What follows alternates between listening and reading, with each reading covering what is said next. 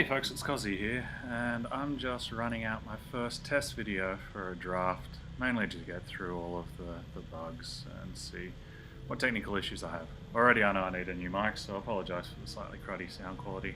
I realise that this is S-ing pretty hard, and the levels seem to be difficult to control manually, and so as a result there's a bit of fuzz, but we'll see how we go with the rest of it.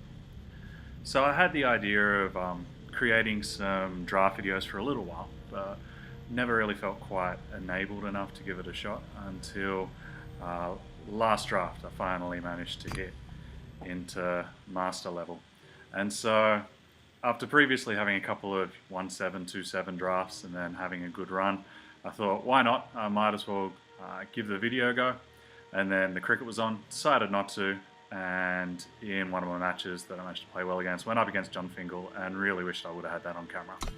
So instead of having more regrets for not recording, I thought I might as well give this a go, set up a record and yeah, give it a shot to iron out all of the gremlins that are probably invariably going to happen. So I'm working on the assumption that people know what a draft is, at least for this video. This video is just going to be me having some fun running through it. So let's just get straight into it and see what kind of draft we managed to have. Well, right off the bat, we have a couple of pretty decent choices. Umbran Reaper is amazing both for the reach and the life gain he gives, and a 5 power, 5 flyer is never anything to be sneezed at. Skycrave Wyvark, not too bad either. Not too much of a fan of the other uncommons. However, it is interesting to note that there is a towering Terrazon down the bottom. So I guess it's a relatively easy first pick. We'll just be picking the power and see what we get rewarded for. It is beginning to look like there's a little bit of purple, although this is way too early to know. I found that Oblivion Spike has generally done pretty well for me. Ceremonial Mask I adore. That's a phenomenal card if you're going heavy green, but we're not quite looking there yet. And color fixing is always useful. I'm a little bit curious though. So one of the things I like to do quite often is I like to quickly check out on the RNG website just where they happen to rank their cards. I find as though when it's a 50-50 call, I find it a little bit easier. If you haven't checked out this website before, it's fantastic. It's run by RNG. Currently, it seems like it's the de facto best website that's been developed by the grassroots community. Over here, they have stock lists for when you're playing constructed, and they also have a draft pick list. Now, of course, draft pick lists are pretty ambiguous, but I find them relatively useful, especially when it's early on in the draft. Oblivion Spike is definitely a solid C, yeah. So it looks as though they agree with me on this. I'm happy to have the opportunity to stay on purple. I'm a little bit nervous about having 2 5 drops straight off the bat. I find that generally I like the curve to be a little bit lower, but the power is certainly there. Beginning to see a couple of okay green cards coming through. There's definitely nothing in purple that I'm interested in. I think the strongest card is probably the Gilded Glaive. That's the one I'm most excited by. If we end up going aggressive on the purple, I wouldn't be happy to, or unhappy rather, to take a Rampage, but I think I'd want that much later on. I'm pretty sure I'll have a chance of cycling it. Devour doesn't excite me too much, at least not until I have things that I actually want to sack, and I'm almost certain I'll get 1 or 2 of those late, should I decide that I want it. Okay, I'm definitely getting rewarded for staying in purple at the moment. Yeah, Desert Marshal is okay, Safe Return's okay. Fixing, again, as I said, these will come around, but Argenport Ringmaster, we've got a very top heavy, so I'm going to be hoping for some removal, or I'm going to be looking for some very cheap options very soon. Scheme, I've been trying to fall in love with, but I don't know, it feels like it's been a bit of a challenge. It's one of those where I do enjoy the fact that it's card selection, especially whilst we have some good top end and actually some very powerful cards. The card selection could be worth it. But I also am beginning to get nervous that I don't have a low end, and Felon Stranger looks like a very solid 2-drop. Scavenging Vulture, not a massive fan unless you're proactively working towards trading off. But even then, a 2-mana 2/1 flyer can very easily get bricked. So I think whilst the Savant, I'm not a massive fan. I feel as though it takes way too long for it to become remotely competitive, and by this stage people are playing your 5/6s or whatnot. So, or I could just go for the strongest card in the pack and get something that is close to premium removal. It would probably be premium removal, as I seem to have some pretty strong top end. But I think for now I'm going to go for the card selection. I've got good cards, I want to get to them. Flight Lieutenant is okay, sort of. Icaria is great, but I'm in the wrong colours for it, so it looks like a pretty solid Lathrari Ranger for me. And fortunately, we happen to be getting some more of the Strangers coming through, so I can start to fix up my curve. Half tempted by the cloak, but I haven't really got anything that's a payoff for it yet, and I feel as though I can see it later. Right now I really want to make sure that I can hit my curve and get my colours looked after. I do love Grenadin Drone, especially in a red-purple deck. Am tempted by the fixing as well if I want to go down that line. I've already got one piece of fire fixing, and I definitely need to be aware that I've got a whole bunch of double.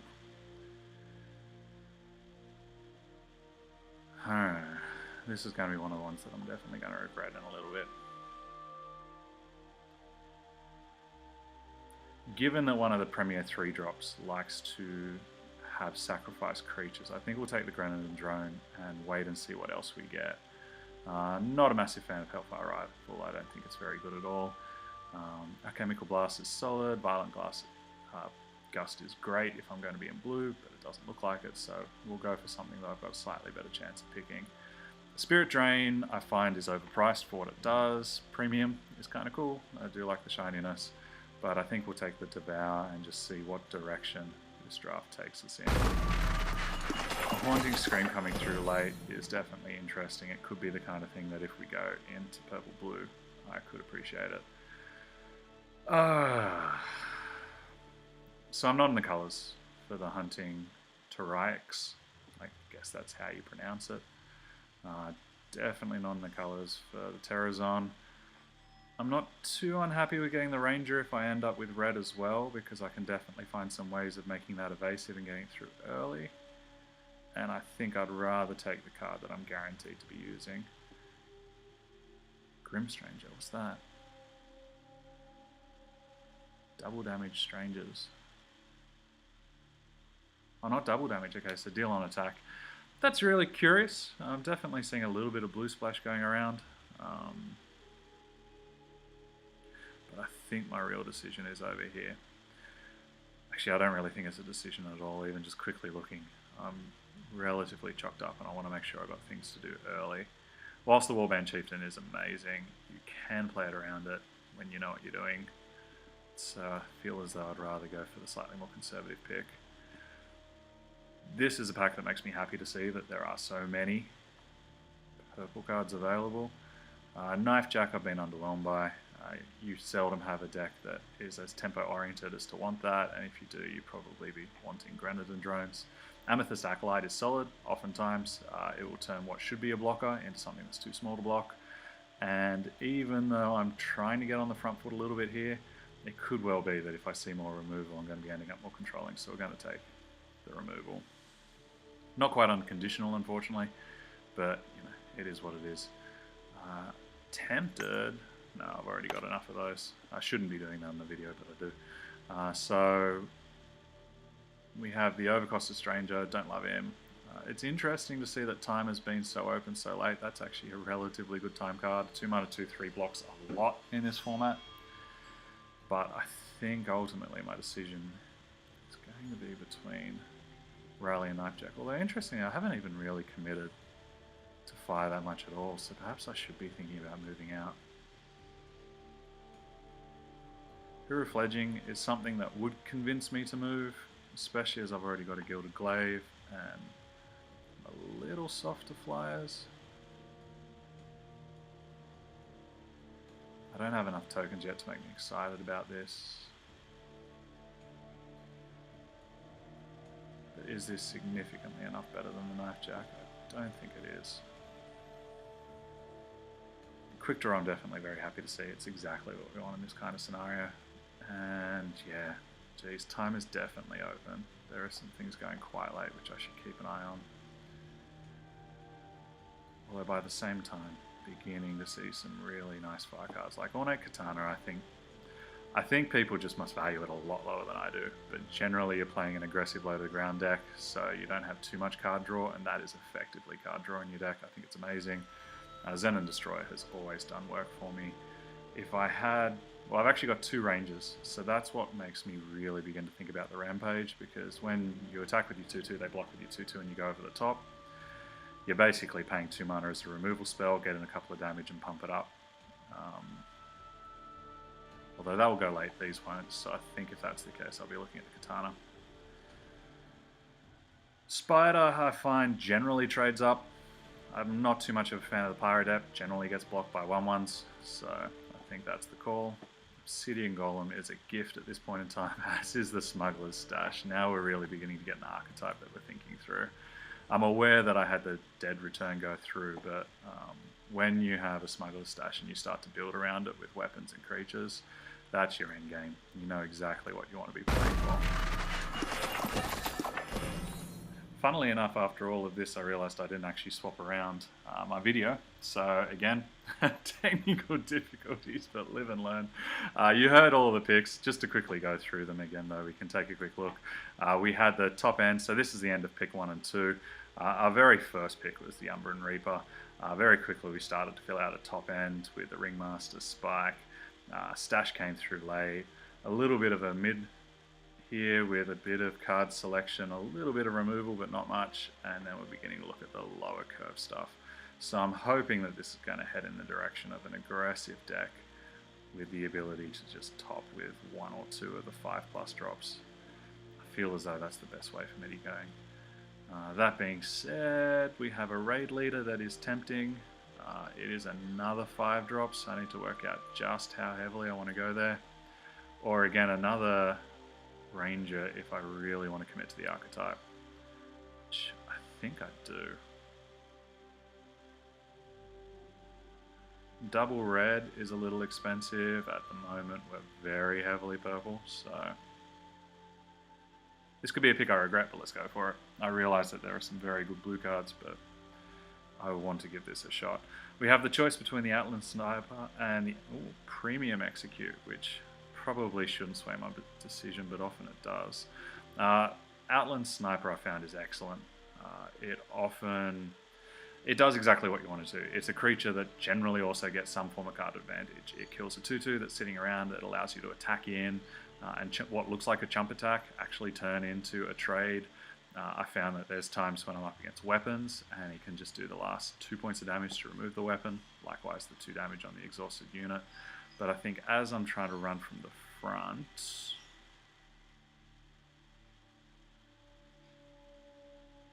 do I want to go sniper?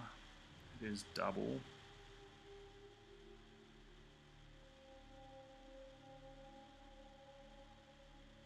I'm very soft on removal if I happen to go up against flyers. We'll see another one. Let's go for sniper. Of course, you now know exactly what's going to happen. I'm never going to see another one again. Wow, blue is so open. Perhaps I should be thinking about moving. Pack 3 is too late though. I'll be curious. Well, actually, I can't look back on this video because I didn't record the first bit. I left it on a website for 5 minutes. Don't have enough tokens to be interested in rally. Don't have colors to splash, so let's just go for skin. Jeez. Okay, I'm regretting this, and I'm going to be embarrassed by it when I look back at this, but so be it. Magus is amazing, so at least I'm still getting well and truly fed on my colors, so I don't feel as I'm missing out too much. Currently on the curve, slightly short on 4s, so even though 3 is nice, I think I'm going to go for the fighter. And wow, so we did get one later, and we also got the revolver. The revolver is amazing. Having quick draw on a piece of equipment just does everything you want it to. Bring it back with the stash is amazing. Yeah, I feel as though that has to be my call. We have another ranger rather, which makes me happy. And then we have a fair amount of rubbish. Wow, nobody's interested in it at all. funnily enough on this occasion, nor am I. I definitely want to be getting the damage in so they can pump up. The rest of this just looks like a fair amount of dross. Well, other than missing blue, this is really beginning to look good because the Sangua, there is a reasonable chance that I'm going to be getting 2 creatures in, especially if I get a couple that are lower on the curve. Although that being said, I would be building a control deck that has 3 copies of Crystallize if I'd moved into it earlier, which stings just a little bit. So we got the choice of Wisp, the Cogulator. Not a massive fan of the Strangers, especially whilst I'm not dominating them. I think we'll go for getting the value when it trades. And the Ravenous Thornbeast is exactly what I'm hoping on. Alrighty, so here's our real choice. I find that a lot of people aren't fans of the sidearm. I am, especially when building this style of deck. To be able to drop one on your Ranger and just give them the choice of either chump blocking or allowing it to grow and not having the removal is huge.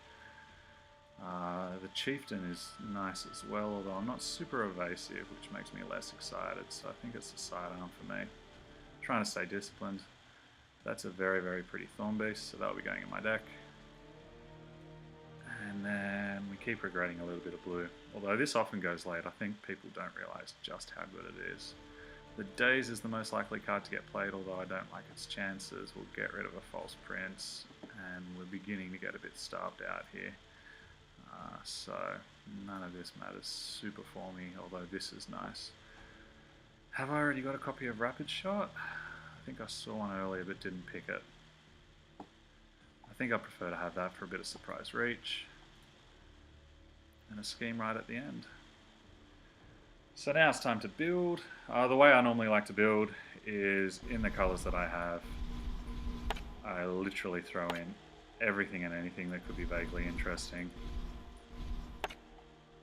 I really wish I had a couple more 1-drops, just a couple more Grenadin drones would have turned this deck into something that I was quite excited to play. As it stands, it looks solid. I would be surprised if I don't go at least 3-3 with this. And then it's a case of going through and cutting back down. I thought I had a piece of fixing. Did I forget to put that in?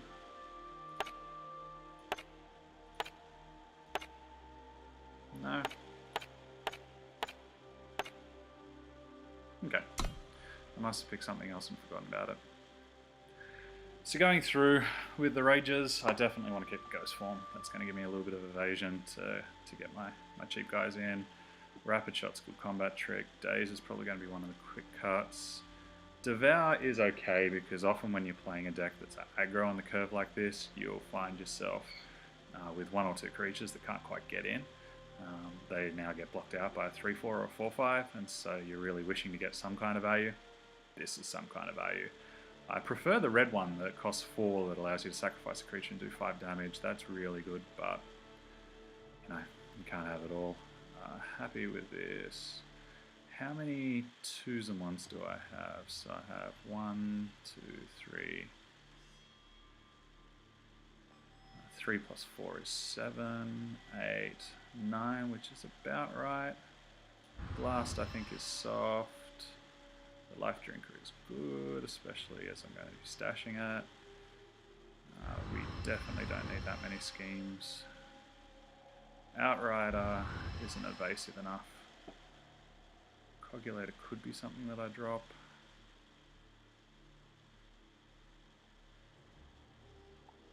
So, if I'm running, say, a 17 lander, just for argument's sake, with very dominant purple.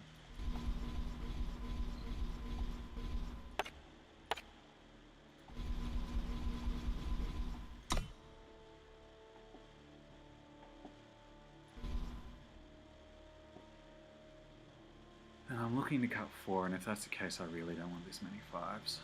So, Lurking Sangua, how likely is that to actually be not a 5-drop?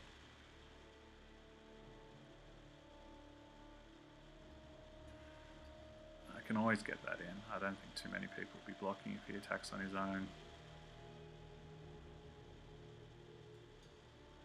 I feel like Knife Jack shouldn't be in the deck anyway. Daze is weak as well. I'm not really going as wide as I'd like to be, although it is also a form of life gain. And that is important. Ringmaster is solid, solid, solid. Very, very good, very, very good. It's probably the weakest of what I've got here though.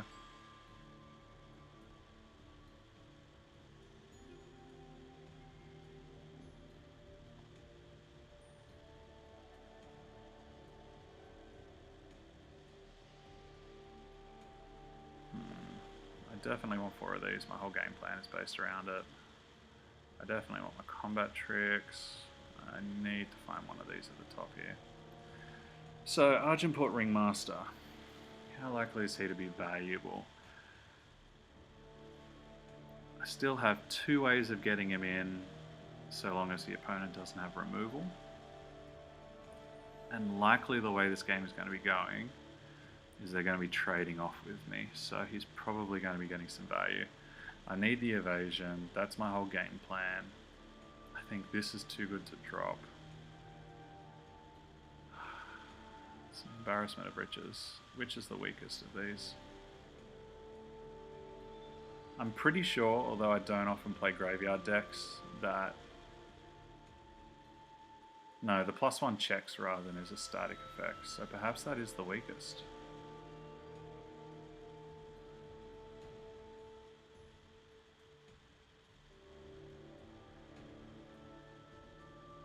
Perhaps I just don't need the scheme, I just trust what I get, considering I've got a pretty decent density of good stuff. No, that sounds silly. I know that these guys aren't at their best with me not having tokens, but they're still too good to pass up on.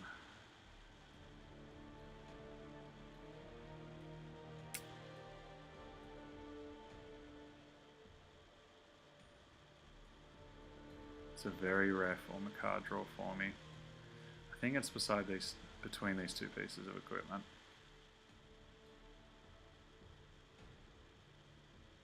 Because I have so much equipment, I think the number of creatures I'll have in my void will be lower than normal. So I think this is the way we're going to go. As far as the 17 lands, that seems to be my rule of thumb if I'm not running too top heavy. And whilst I'm aware that I'm running massively on the purple side, I don't like having too big a split in case I do get my early reds, which is relatively likely.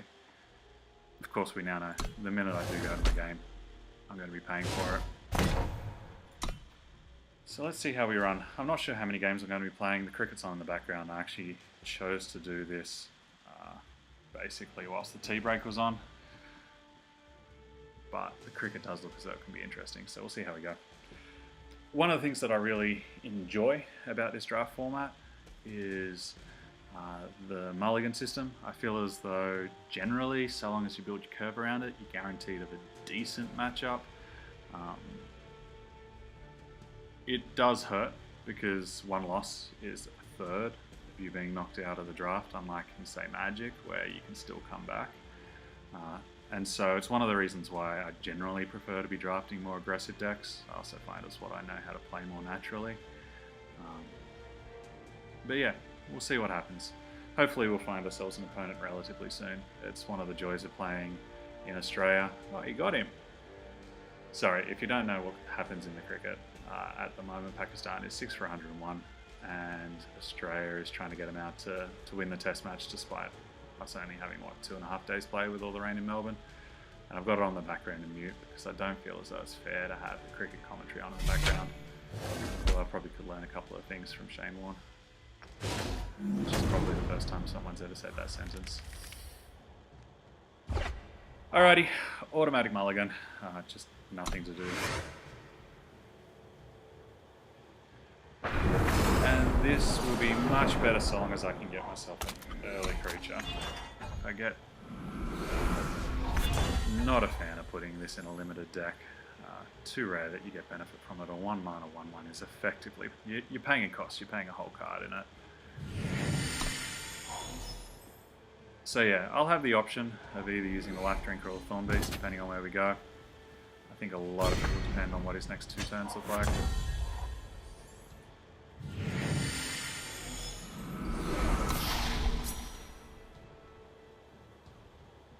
It's relatively nice getting a 1-drop at that point in time. I think I would have struggled otherwise. And I think, given that he doesn't really have anything going, though he could have some kind of pump spell, and if so, that hurts. But if he did, he still wouldn't have attacked because he doesn't want to trade off his power. Am I happy with just casting a 3/3 Thorn Beast?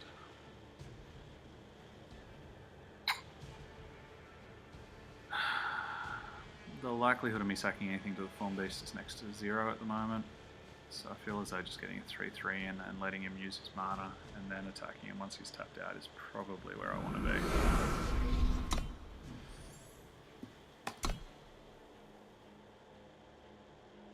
Yeah, he's definitely got a combat trick, so given that pause, the stop, it's one of the unfortunate things about this game is you can start to get an idea of when people are holding up combat tricks because they have the opportunity to press space rather than automatically cycling through. And so in green and white we have what? Bouncing back to the hand with teleport. We have giant growth, which I should really start to learn the names for. I think it's much more likely he has giant growth than the alternative.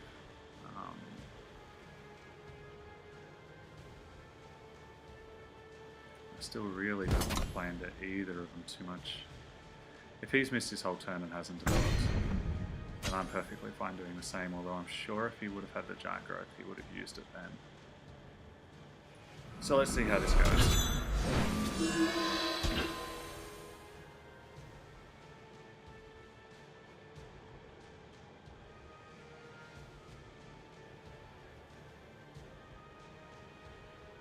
He's thinking, which is nerve-wracking.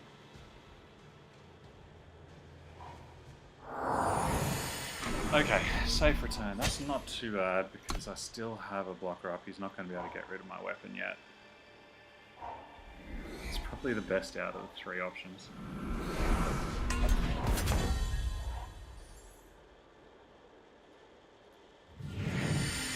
Okay, so right now I want to take my opportunity to get rid of his power, put him back.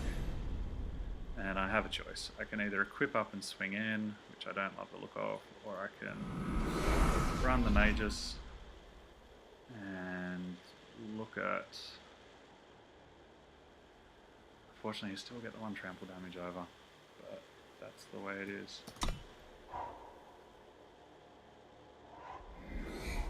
I forced him to have to use a bounce spell.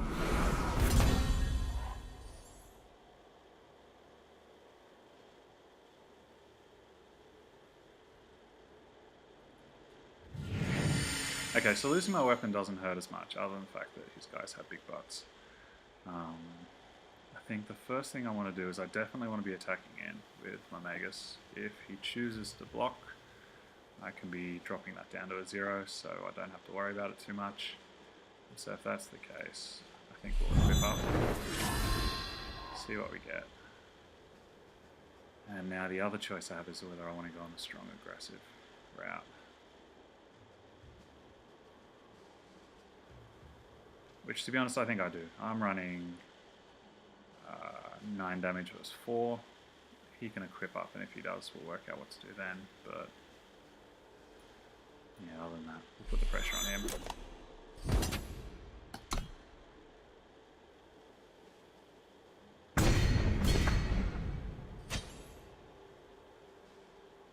No reason to attack. The equipment's done its job.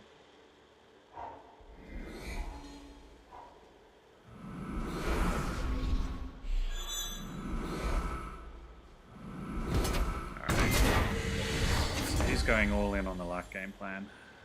It is frustrating in that it means that he can successfully block.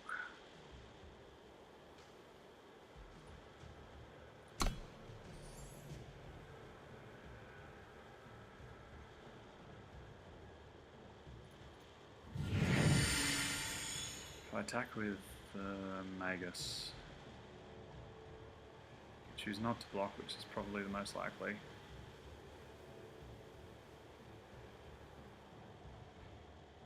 Yeah. But there's no point in him staying back. Just keep developing the board for now.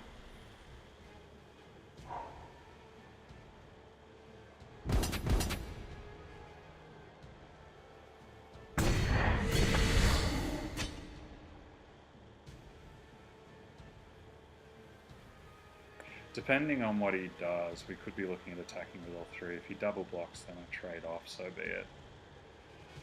I'd prefer to have a couple more things die.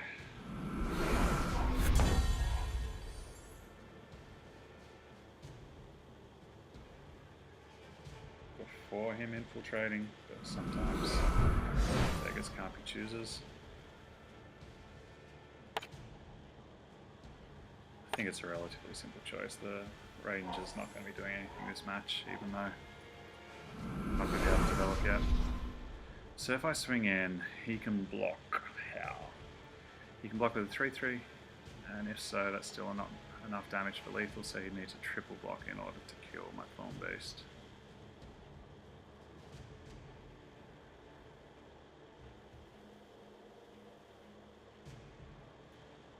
Yeah, so I have to get on the aggressive at the moment.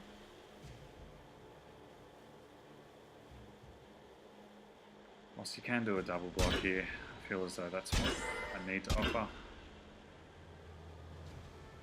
Ooh, that's an interesting choice.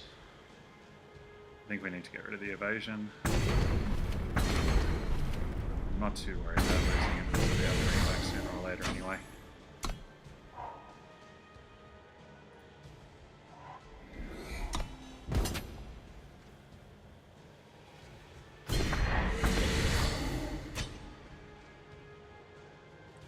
I need to be careful about his overwhelm, depending on how effectively this guy gets through.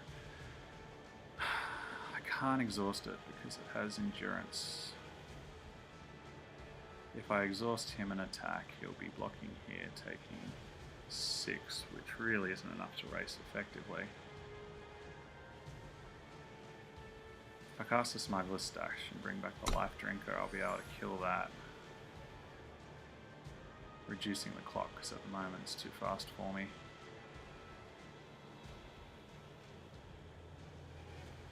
Yeah, I feel as though that's the only option that I have that's reasonably viable.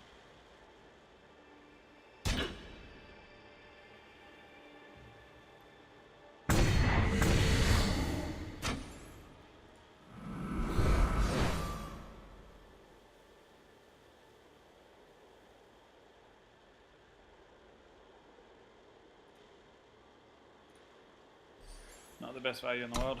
That's where we're at. One of the things I didn't think about with trying to do this video in the middle of the cricket drinks break is how hot it is today, and turning off the fan so that the mic will work definitely makes this for a pretty unpleasant game experience. Ooh, he's gonna hurt.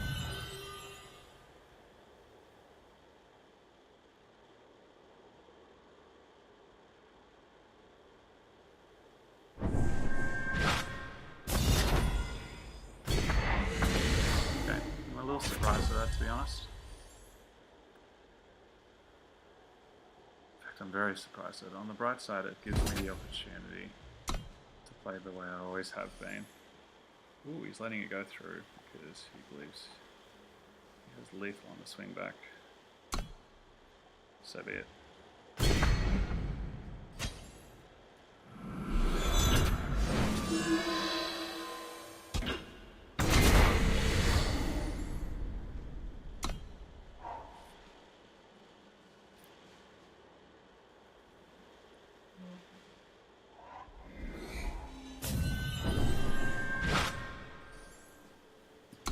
Yep, welcome into a trade.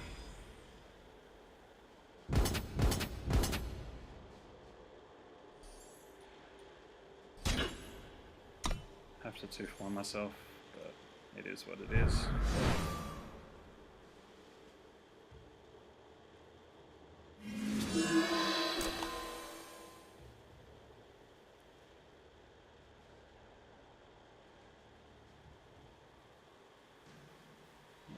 possible.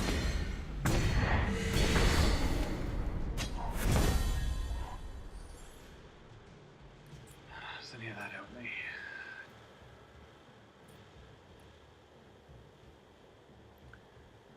I think my lack of evasion has killed me. Is there a way for me to kill my Magus on purpose? If I had another Thorn Beast, that would have been nice.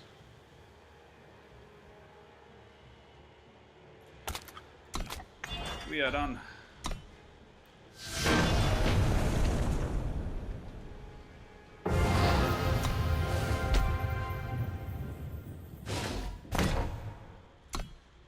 So it's getting uncomfortably hot, so I think I'll be doing one more game, and that'll be it for today. We might not get off a duck for the time being, but we'll see how we go. Looking back on that, I'm sure there's things that I've done wrong. I'm not used to talking and playing at the same time, but they don't immediately come to mind. It was really my inability to deal with his flyer that caused all of that issue in that game. I had the ground very comfortably shored up. Perhaps I made a mistake playing the Thorn Beast early when I knew I had the Stonescar Magus in hand, and I should have waited on the development in turn 3. Maybe. Maybe. I also never saw any of my flyers, although I don't have that many. I didn't see too much of my great top end, although that feels like an excuse. Going first, yeah.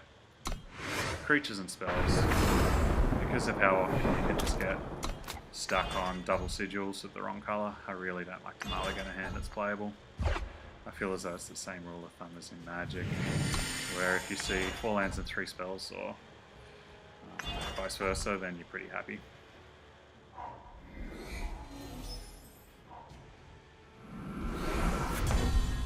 Alrighty, so up against another deck with green. More often than not, I see this happening in the Rakano Warcries, but that's not the case at all here, so it's kind of good to know.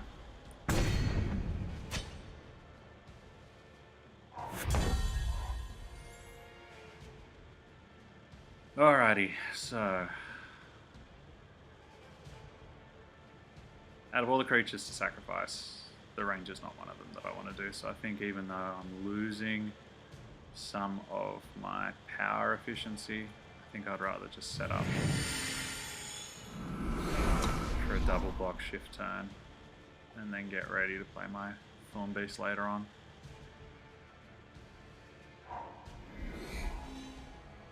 All I need is one of my pieces of evasion, and that's a 4/4, so I'm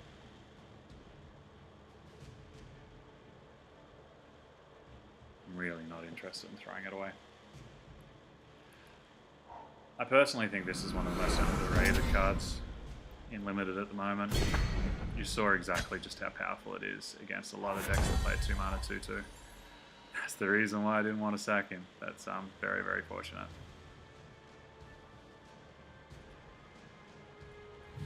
If I attack with both, he's almost certain to block the Ranger, so I feel as though this is just a free extra 2 damage.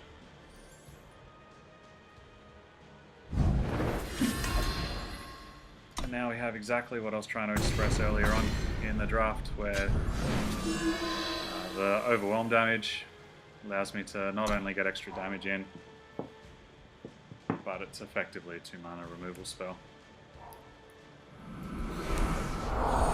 He's going to be in a little bit of a tight spot from here. I don't think he's remotely interested in trading out.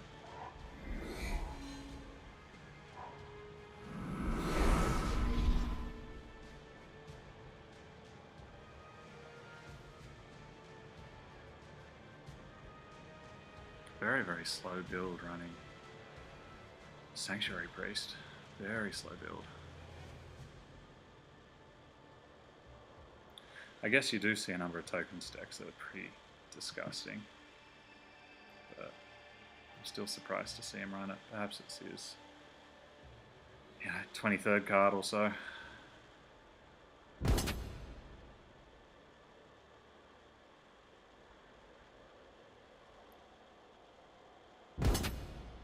Okay, so he's not offering up a trade. We'll take the 2. I don't think we're fine with that.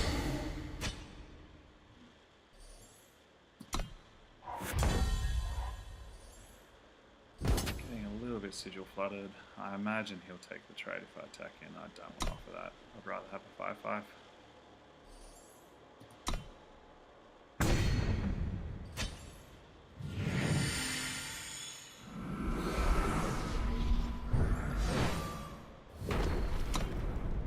I know I could be walking into Vanquish here, but that's about it that I'm scared of. I'm not scared of him giving his creatures killer. This is an amazingly defensive deck. I don't like it. Sure, you get in for another 2.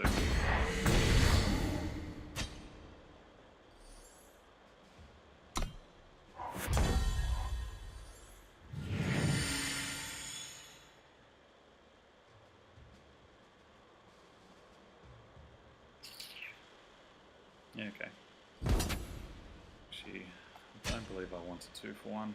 I'm happy to 3 for 1, even though technically it's a 3 for 2.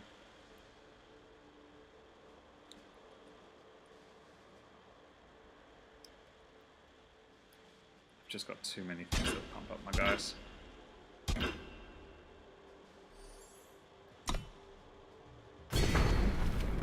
You got it. And hopefully I can draw something other than a sigil. That would be nice. Especially as this is getting slowly ever bigger.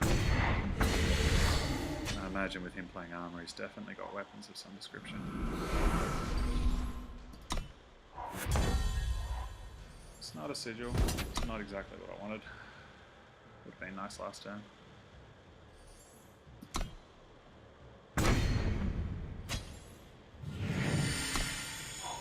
Perhaps there's an argument as to waiting, considering I knew I had 2 of them in my list.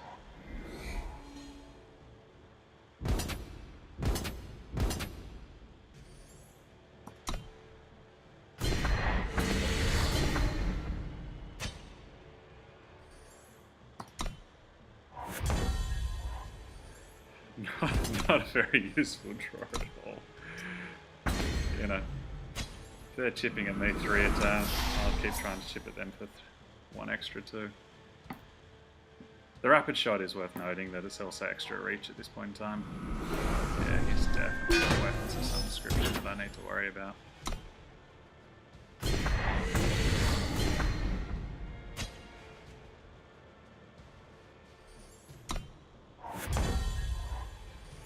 Thanks, deck.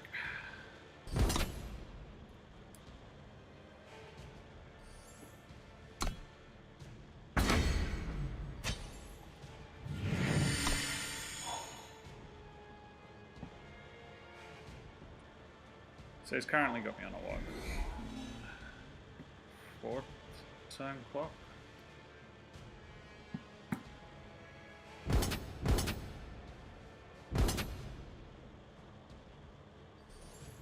Which doesn't terrify me yet, although it definitely irritates me.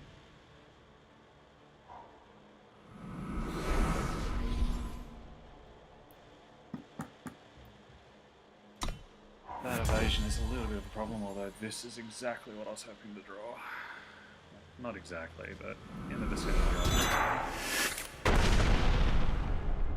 Given that if he gets a land, they're going to turn to 5/5, I think that's what I need to prioritize first. As bad as that feels.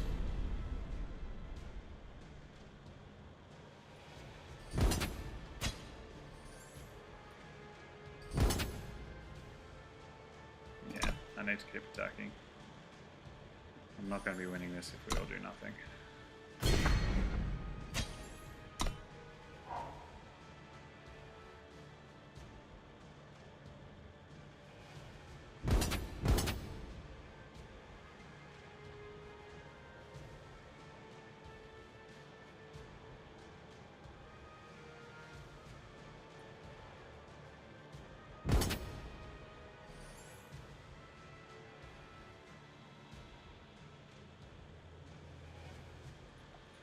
I feel as though this is the point that I need to start devouring and trying to find something more useful. So, block just to prevent the damage.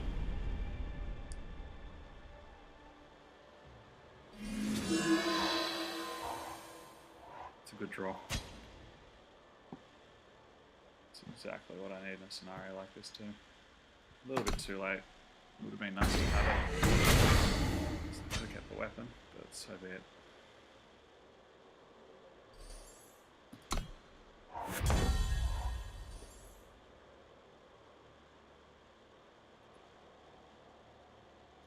Let's take a look at what other options I've got, because I don't want to be spending.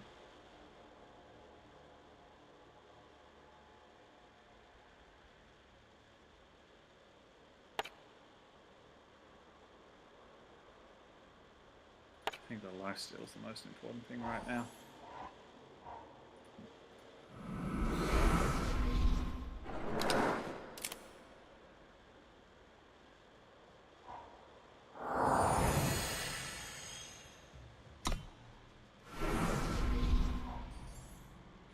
So if he attacks in, he's only got 7.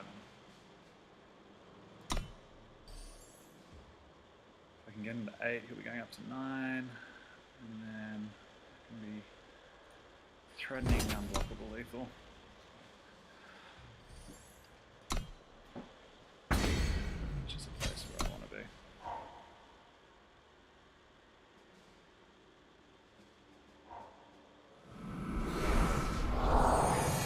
Yep, you got your ramp. Everybody flies.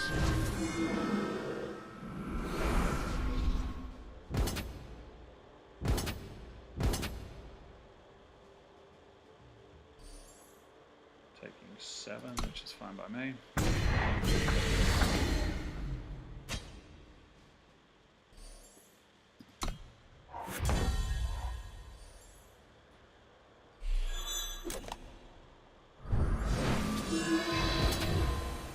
And so long as he doesn't have removal or bounce, we've got the game.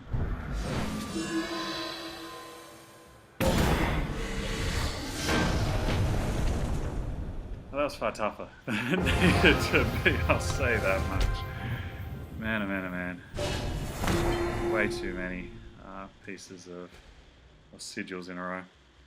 Alrighty, well, I'm happy to win, so let's go for one more and finish out the video after this, because otherwise it's going to be a pretty long video. And it looks like the Pakistani tail's beginning to wag, so I'm happy to wait until some more wickets start to fall. If you have any ideas about what else I can do with this, ideally I'd prefer to be doing it with someone else, so I've got someone to talk to, rather than just a silent computer, but feel free to let me know. I don't know how much I'm going to be advertising this, to be perfectly honest. It's one of those where I think I prefer to be behind the camera than in front of it, but we'll see how we go. Particularly so if we keep getting good games. I feel as though the games can speak for themselves, and then I'll just go along as the cart. Shame that I'm not going first, otherwise this would have been phenomenal, but as it is, perfectly gettable.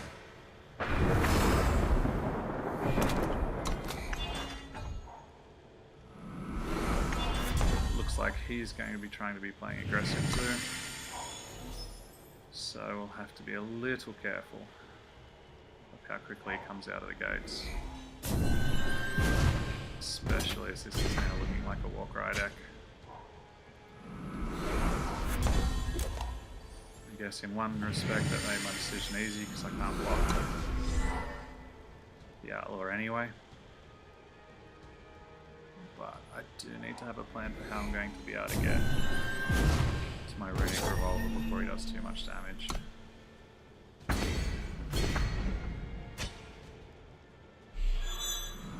Okay, this is going to be a very fast match, especially if I don't draw much else. I think I'm going to have to take the damage, wait for a double block on the recalculator. I'll be taking an extra 5, going down to 12, going down to 10, worry about whatever big thing he gets then, and try and kill off the outlaw. Oh, although he's run out of sigils, which is fantastic news for me. Fantastic, fantastic news. If that's the case, we'll force him to block.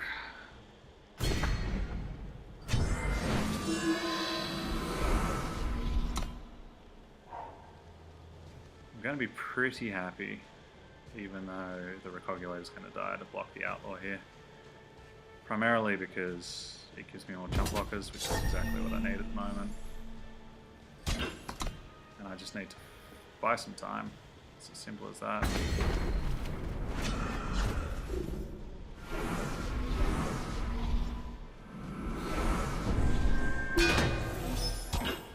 So what this will now allow me to do is to start to pick him off my revolver and to really make his life uncomfortable. We're not on the beatdown right now. What matters a lot more is surviving, so that's why I'm not attacking him with a ranger. If he attacks, I feel as though I'm happy to trade. He has a trick, he has a trick. And if so, I've gotten it out of his hand. That tricked out a little bit more than normal.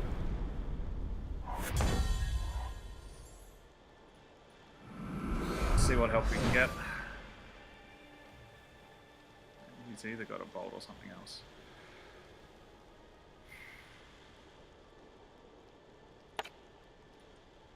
So he has some pretty nice creatures in his graveyard.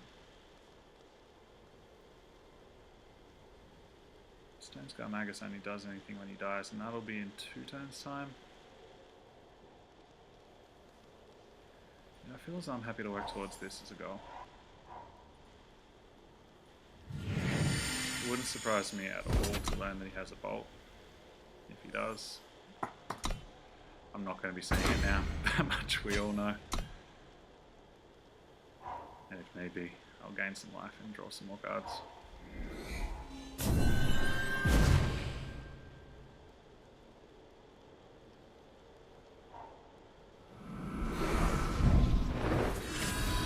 Slightly regretting my previous decision. So be it.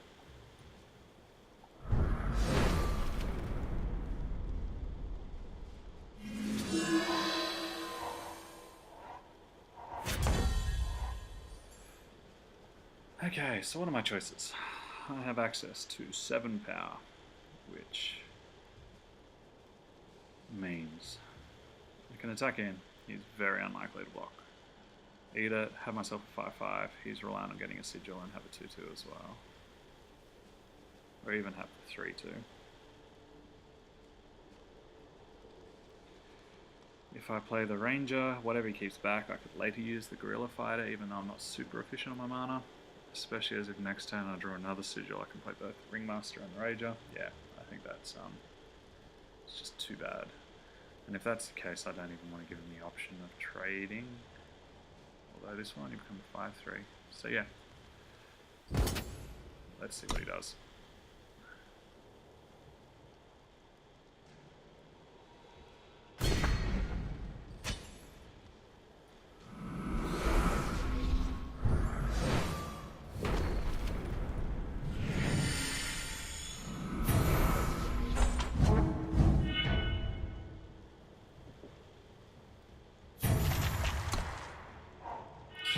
Have a bolt.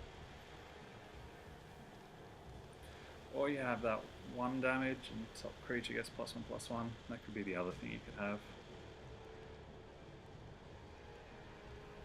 I can't understand why he'd be slow rolling that so much.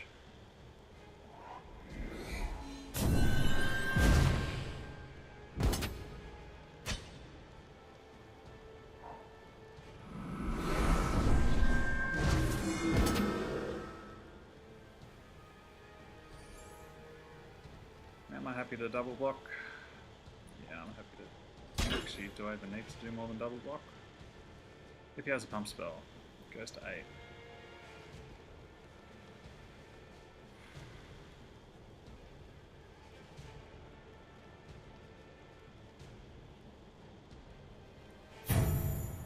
If he doesn't have a pump spell, I 2-4 myself. I feel as though I just have to take the risk.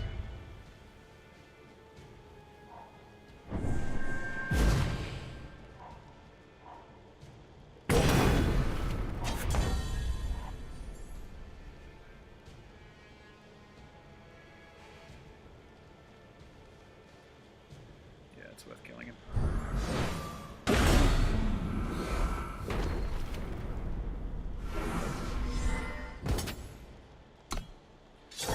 Happy to attack as we're beginning to get to a top deck war, and I feel as though the war cry, I'd be blocking him anyway with my life total, so I'd rather get the war cry trigger in.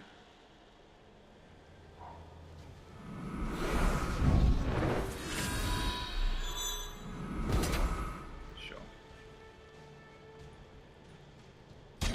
We trade.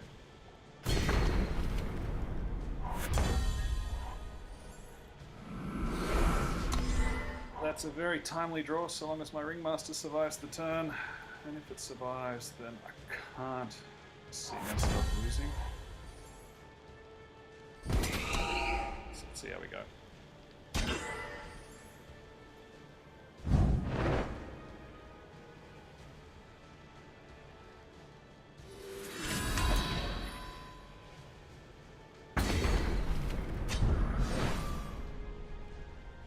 Yet again. Why Rampage is one of the best cards in my deck.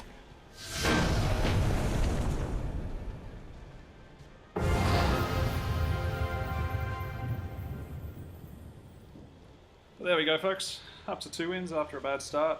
I'm sure I've had some bad plays in there. So yeah, let me know what you think. I hope that this has been enjoyable for you. And perhaps once it gets a little bit cooler and the cricket is finished, I'll see where the rest of this deck goes. Alright, I've been Kozzi, have a good one. Later.